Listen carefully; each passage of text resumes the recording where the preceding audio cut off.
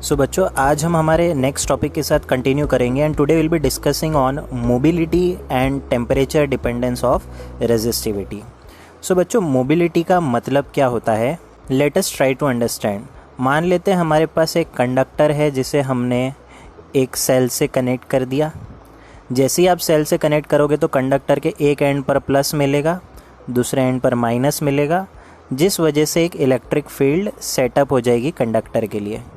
अब इस कंडक्टर में जितने भी इलेक्ट्रॉन्स होंगे they will move opposite to the direction of electric field, यानी प्लस की तरफ अट्रैक्ट होंगे और इस मूवमेंट के कारण इलेक्ट्रॉन को वेलोसिटी मिलेगी, जिस वेलोसिटी को हम कहते हैं ड्रिफ्ट वेलोसिटी। अब बच्चों, हमें पता है कि जितना सेल का पोटेंशियल डिफरेंस ज़्यादा होगा उतनी ही इलेक्ट्रिक फील्ड क्या होगी? स्ट्रांग होगी, और जितनी इलेक्ट्रिक फील्ड स्ट्रांग होगी उतना ही इलेक्ट्रॉन को फोर्स मिलेगा और उतना ही ज़्यादा इलेक्ट्रॉन की ड्रिफ्ट वेलोसिटी इंक्रीज होगी, और इसी फिनोमेना को हम मोबिलिटी कहते हैं। Mobility is defined as the magnitude of drift velocity per unit electric field. So mobility को हम म्यू से डिनोट करते हैं, which is drift velocity divided by electric field. अगर हम कहेंगे कि किसी इलेक्ट्रॉन की मोबिलिटी ज़्यादा है, इसका मतलब वो स्मॉल इलेक्ट्रिक फील्ड में भी बहुत हाई स्पीड से ट्रैवल कर सकता है। सो मोबिलिटी एक ऐसा पैरामीटर है इलेक्ट्रॉन के लिए जो मटेरियल टू मटेरियल पर डिपेंड करता है। किसी मटेरियल में इलेक्ट्रॉन की मोबिलिटी ज़्यादा हो सकती है for the same applied voltage, और किसी मटेरियल में इलेक्ट्रॉन की मोबिलिटी कम हो सकती है। जैसे मान लेते हैं हमारे पास एक कंडक्टर है जो कॉपर का है, और हम जानते हैं कॉपर की रेजिस्टिविटी बहुत कम होती है, तो इलेक्ट्रॉन इसमें ईजिली फ्लो करेंगे। अगर मैं कॉपर को इलेक्ट्रिक फील्ड दे रहा हूँ E due to a cell, तो शायद इस इलेक्ट्रिक फील्ड में इलेक्ट्रॉन ज़्यादा हाई स्पीड से ड्रिफ्ट करे। कॉपर के अगेंस्ट अगर मैं आयरन ले लूँ जिसकी रेजिस्टिविटी थोड़ी ज़्यादा है, तो सेम इलेक्ट्रिक फील्ड के प्रेजेंस में आयरन के इलेक्ट्रॉन उतनी ज़्यादा ड्रिफ्ट वेलोसिटी से ट्रैवल नहीं कर पाएंगे। So from material to material electron की ड्रिफ्ट वेलोसिटी जो है वो वेरी करेगी। In other words, material to material electron की मोबिलिटी अलग रह सकती है for the same applied electric field. इस तरह से मोबिलिटी हमें ये शो करने वाला है कि किसी पर्टिकुलर मटेरियल में इलेक्ट्रॉन कितना इजीली फ्लो हो सकता है। So mobility is defined as the ratio of drift velocity to electric field. ऐसा unit of mobility is metre square per volt second. तो ये ऐसा यूनिट कैसे है बच्चों? अब आप जानते हैं कि जो ड्रिफ्ट वेलोसिटी है उसका यूनिट है मीटर पर सेकेंड, अपॉन इलेक्ट्रिक फील्ड है उसका ऐसा यूनिट है वोल्ट पर मीटर। तो अब देखिए ये मीटर ऊपर चला जाएगा तो मीटर इंटू मीटर हो जाएगा मीटर स्क्वायर, ये सेकेंड नीचे आ जाएगा तो metre square upon volt into second. This becomes the SI unit of mobility. बहुत इंपॉर्टेंट है बच्चों, ये 2 मार्क के लिए बहुत बार बोर्ड एग्जाम में आया। Define mobility and right it's ऐसा यूनिट। आप मोबिलिटी को कुछ दूसरे फॉर्म में भी रिप्रेजेंट कर सकते हैं।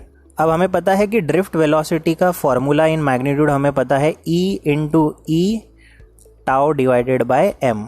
अगर ये वैल्यू आप ड्रिफ्ट वेलोसिटी की यहाँ पे इंसर्ट करते हो तो आपको मोबिलिटी का फॉर्मूला मिलेगा electric field into tau by m। So mobility in terms of collision time होता है E tau by m। So this is the other way to represent the formula of mobility. हालांकि board exam में mobility पर आज तक कोई numerical नहीं बना है, सिर्फ डेफिनेशन और उसका ऐसा यूनिट और फॉर्मूला ही हमें लिखने को पूछा गया है। Okay, now we talk about the temperature dependence of resistivity. So बच्चों, हमने 10th स्टैंडर्ड में भी पढ़ा था कि जब कंडक्टर्स का टेम्परेचर बढ़ता है तो उनका रेजिस्टेंस बढ़ जाता है। In other words, the resistance और resistivity which is the material property of conductor depends upon temperature. इस टेम्परेचर डिपेंडेंस का एक फॉर्मूला होता है बच्चों जो आपको याद रखना है। The resistivity of a material at a temperature T is given by rho T is equal to rho naught whole into 1 plus alpha T minus T naught, where alpha is called the temperature coefficient of resistivity. अब बच्चों ये rho T क्या है? Rho T is the resistivity of a material at high temperature T। Rho naught is the resistivity of same material at initial temperature T naught and alpha is the temperature coefficient of resistivity। आपको याद होगा बच्चों इस तरीके का formula आपने 11th standard में पढ़ा था।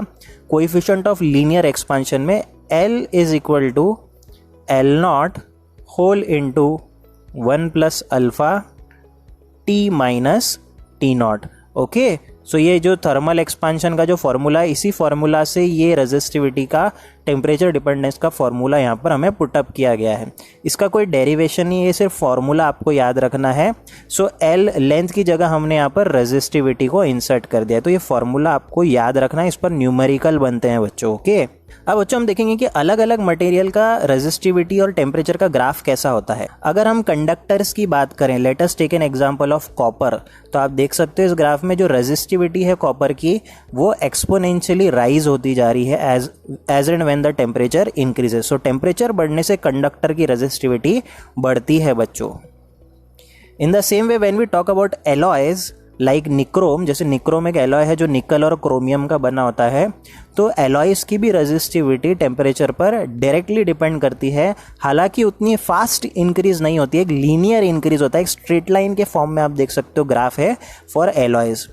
अगर आप सेमीकंडक्टर्स की बात करोगे, जैसे सिलिकॉन और जर्मेनियम होता है, सेमीकंडक्टर्स की रेजिस्टिविटी टेम्परेचर के साथ डिक्रीज होती है बच्चों। तो सेमीकंडक्टर का जो अल्फा होता है टेम्परेचर कोएफिशिएंट वो नेगेटिव होता है, इनका टेम्परेचर जब बढ़ता है तो इनकी रेजिस्टिविटी घटती है बच्चों। ये आपको बहुत इंपॉर्टेंट ध्यान रखना है, तीनों ग्राफ्स आपको याद रहने चाहिए। एक बात नोट करना बच्चों, जब भी आपको कंडक्टर या कॉपर की रेजिस्टिविटी और टेम्परेचर का ग्राफ ड्रॉ करने को बोले तो ध्यान रखना जो ये ग्राफ स्टार्ट हो रहा है ये यहाँ पर 0 से स्टार्ट नहीं हो रहा है, ये वाई एक्सिस से स्टार्ट हो रहा है। अगर आपने 0 से स्टार्ट होते हुए बता दिया तो आपको 0 मार्क्स मिलेंगे, याद रखना।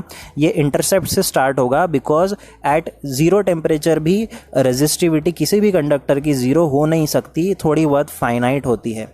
The same goes for nichrome. Okay, तो ग्राफ को हमेशा इंटरसेप्ट से स्टार्ट करना है। और यहाँ पर तो ग्राफ आप देख सकते हो ये यहाँ पर भी टच नहीं हो रहा है, यहाँ पर भी टच नहीं हो रहा है, डिक्रीमेंटल ग्राफ है। तो कुछ छोटी छोटी चीज़ें आपको ध्यान रखनी है, ये ग्राफ्स ड्रॉ करने पूछे जाते हैं बोर्ड एग्जाम में, बहुत इंपॉर्टेंट है। सो ये छोटे से इंपॉर्टेंट टॉपिक्स है 1-2 मार्क्स के वेटेज के। हमारे नेक्स्ट वीडियो लेक्चर में हम इसी टॉपिक पर न्यूमेरिकल डिस्कस करने वाले हैं।